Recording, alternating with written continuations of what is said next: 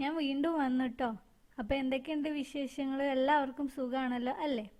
ഇന്ന് ഞാൻ വന്നിട്ടുള്ളത് ഓവൻ ഉപയോഗിക്കാതെ വീട്ടിൽ തയ്യാറാക്കുന്ന കപ്പ് കേക്കിൻ്റെ റെസിപ്പിയുമായിട്ടാണ്. വളരെ ടേസ്റ്റി ആയിട്ട് നമ്മൾ കടയിൽ നിന്ന് വാങ്ങിക്കുന്ന അതുപോലെ തന്നെ പെർഫെക്റ്റ് ആയിട്ട് നമുക്ക് വീട്ടിലും കപ്പ് കേക്ക് തയ്യാറാക്കിയെടുക്കാം.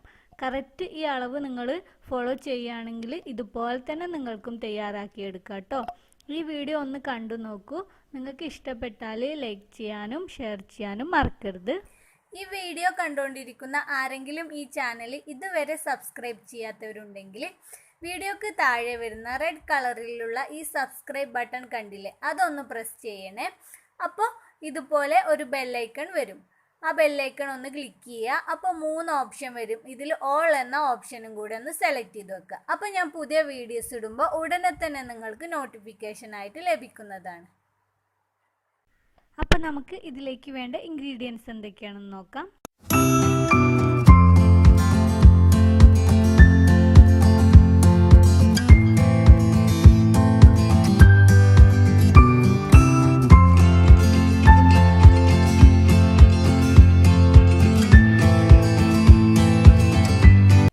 കപ്പ് കേക്ക് ഉണ്ടാക്കാനായിട്ട് ഞാൻ എടുത്തിട്ടുള്ളത് 1 കപ്പ് മൈദപ്പൊടിയാണ്. ഇത് ഏകദേശം 250 ഗ്രാം ഉണ്ടാവും. ഇനി ഇതിലേക്ക് 1/4 teaspoon baking soda, 1 teaspoon baking powder ഇവ ചേർത്തിട്ട് നന്നായിട്ടൊന്ന് മിക്സ് ചെയ്തെടുക്കുക. മൈദപ്പൊടി ഞാൻ ഓൾറെഡി അരിച്ചെടുത്തതാണ്. അരിച്ചെടുക്കാത്ത മൈദപ്പൊടി ഉണ്ടെങ്കിൽ അരിച്ചെടുത്തിട്ട് വേണം കേക്ക് ഉണ്ടാക്കാനായിട്ട് ഉപയോഗിക്കാൻ. ഇപ്പോൾ ഇതെല്ലാം നന്നായിട്ട് മിക്സ് ചെയ്തെടുത്തിട്ടുണ്ട്. അങ്ങനെ നമ്മുടെ കേക്കിലേക്കുള്ള ഡ്രൈ ഇൻഗ്രീഡിയൻസ് റെഡി ആയിട്ടുണ്ട്. ഇതിനെ മാറ്റി വെക്കാം. എന്നിട്ട് നമുക്ക് വേറൊരു വലിയ മിക്സിംഗ് ബൗൾ എടുക്കാം. ഇതിലാണ് നമ്മൾ കേക്കിൻ്റെ ബാറ്ററി മിക്സ് ചെയ്യുന്നത്. ഇനി ഇതിലേക്ക് നമുക്ക് 100 ഗ്രാം റൂം ടെമ്പറേച്ചറിലുള്ള ബട്ടർ എടുക്കണം. ഫ്രിഡ്ജിൽ നിന്ന് എടുക്കുകയാണെങ്കിൽ നിങ്ങൾ ഫ്രിഡ്ജിൻ്റെ പുറത്ത് വെച്ചിട്ട് അരമണിക്കൂറോളം പുറത്ത് വെക്കുക. എന്നിട്ട് വേണം കേക്ക് ഉണ്ടാക്കാനായിട്ട് യൂസ് ചെയ്യാൻ. ഇനി ഈ ബട്ടറിനെ നന്നായിട്ടൊന്ന് ബീറ്റ് ചെയ്തെടുക്കുക. ഹൈ സ്പീഡിലിട്ട് ബീറ്റ് ചെയ്യൊന്നും വേണ്ട, ലോ സ്പീഡിലിട്ട് ജസ്റ്റ് ഒന്ന് നന്നായിട്ടൊന്ന് ബീറ്റ് ചെയ്തെടുത്താൽ മതി.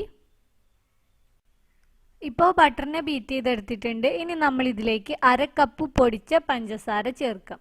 പഞ്ചസാര പൊടിച്ചെടുത്തതിന് ശേഷം വേണം കേട്ടോ അളന്നെടുക്കാൻ. പിന്നെ ഇത് എല്ലാം കൂടെ ഒരുമിച്ച് ചേർക്കണ്ട. ആദ്യം കുറച്ച് ചേർത്തിട്ട് ബീറ്റ് ചെയ്യുക, എന്നിട്ട് ബാക്കിയുള്ളത് ചേർക്കുക.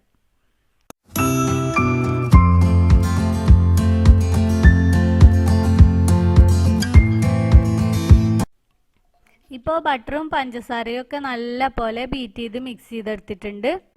അടുത്തതായി നമ്മൾ ഇതിലേക്ക് ചേർക്കേണ്ടത് 2 മുട്ടയാണ്. റൂം ടെമ്പറേച്ചറിലുള്ള മുട്ട എടുക്കണം കേട്ടോ. ഫ്രിഡ്ജിൽ നിന്ന് എടുക്കുകയാണെങ്കിൽ അരമണിക്കൂർ ഫ്രിഡ്ജിൻ്റെ പുറത്ത് വെച്ചിട്ട് ഇതിലേക്ക് ഉപയോഗിക്കാൻ പാടുള്ളൂ. 2 മുട്ടയെയും നമുക്കിതിലേക്ക് ചേർത്തിട്ട് നല്ല പോലെ ഒന്ന് ബീറ്റ് ചെയ്തെടുക്കുക.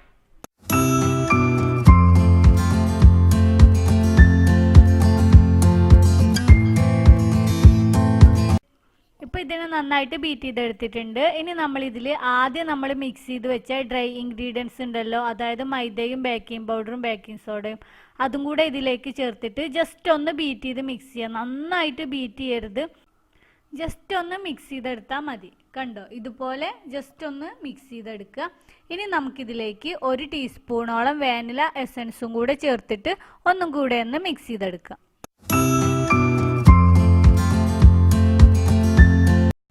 അങ്ങനെ ഇപ്പോൾ നമ്മുടെ കപ്പ് കേക്കിനുള്ള ബാറ്റർ റെഡി ആയിട്ടുണ്ട്. ഇനി നമുക്കിതിനെ മോൾഡിലേക്ക് മാറ്റാം. ഇതിനായിട്ട് ഞാനിപ്പോൾ ഇതുപോലുള്ള കപ്പ് കേക്കിൻ്റെ സിലിക്കോൺ മോൾഡാണ് യൂസ് ചെയ്തിട്ടുള്ളത്. ഇത് ഞാൻ ഓൺലൈനിൽ നിന്ന് വാങ്ങിച്ചതാണ്. ഇത് സൂപ്പർ മാർക്കറ്റിൽ നിന്നൊക്കെ വാങ്ങിക്കാനായിട്ട് കിട്ടും. ഇനി നമുക്ക് ഇതിലേക്ക് നമ്മൾ തയ്യാറാക്കി വെച്ചിരിക്കുന്ന കേക്കിൻ്റെ ബാറ്റർ ഒഴിച്ചു കൊടുക്കാം. ഇതല്ലെങ്കിൽ നിങ്ങൾക്ക് ഇങ്ങനത്തെ ബട്ടർ പേപ്പറിൻ്റെ മോൾഡൊക്കെ വാങ്ങിക്കാനായിട്ട് കിട്ടും, അതും യൂസ് ചെയ്യാം. ഇതിൻ്റെ പകുതിയോളം മാത്രമേ നമ്മൾ കേക്കിൻ്റെ ബാറ്റർ ഒഴിച്ചു കൊടുക്കാൻ പാടുള്ളൂ.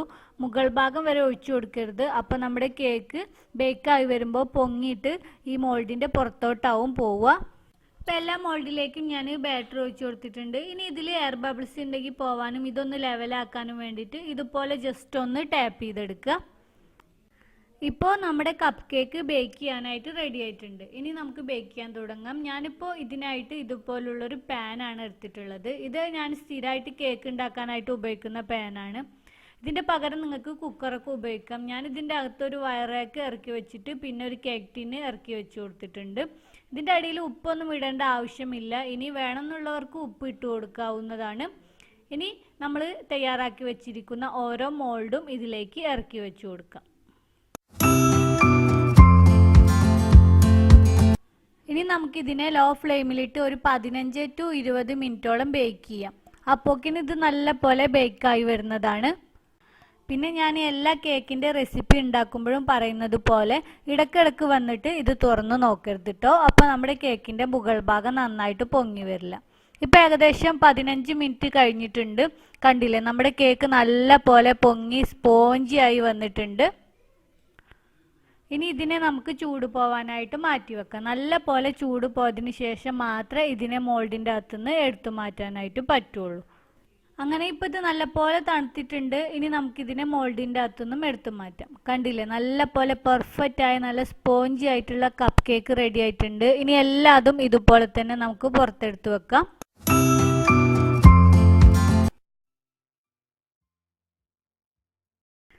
അങ്ങനെ ഇപ്പോൾ നമ്മുടെ soft and spongy vanilla cup cake ഇവിടെ റെഡി ആയിട്ടുണ്ട്.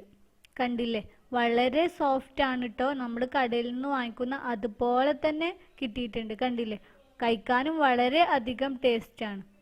എല്ലാവരും ഒന്ന് ട്രൈ ചെയ്തു നോക്കൂട്ടോ. തീർച്ചയായിട്ടും എല്ലാവർക്കും ഇഷ്ടപ്പെടും. ഈ വീഡിയോ നിങ്ങൾക്ക് ഇഷ്ടപ്പെട്ടിട്ടുണ്ടെങ്കിൽ ലൈക്ക് ചെയ്യാനും ഷെയർ ചെയ്യാനും മറക്കരുത്. അതുപോലെ ഈ വീഡിയോ കണ്ടുകൊണ്ടിരിക്കുന്ന കൂട്ടുകാരാരെങ്കിലും ഈ ചാനൽ സബ്സ്ക്രൈബ് ചെയ്യാത്തവരുണ്ടെങ്കിൽ ദയവ് ചെയ്ത് ഒന്ന് സബ്സ്ക്രൈബ് ചെയ്യണേ. മാത്രമല്ല ചാനലിലെ പുതിയ അപ്ഡേഷനുകൾ ഉടനെ തന്നെ നിങ്ങൾക്ക് നോട്ടിഫിക്കേഷൻ ആയിട്ട് ലഭിക്കണമെന്നുണ്ടെങ്കിൽ തുടർന്ന് വരുന്ന ബെല്ലൈക്കൺ ഒന്ന് പ്രസ് ചെയ്യുക. അപ്പോൾ 3 ഓപ്ഷൻ വരും. അതിൽ ഓൾ എന്ന ബട്ടണും കൂടെ ഒന്ന് ക്ലിക്ക് ചെയ്ത് വെക്കുക. എന്നാൽ മാത്രമേ ഞാൻ പുതിയ വീഡിയോസ് ഇടുമ്പോൾ ഉടനെ തന്നെ നിങ്ങൾക്ക് നോട്ടിഫിക്കേഷൻ ആയിട്ട് ലഭിക്കുള്ളൂ. അപ്പം നമുക്ക് വീണ്ടും ഒരു പുതിയ റെസിപ്പിയുമായിട്ട് കാണാം കേട്ടോ. Thank you for watching.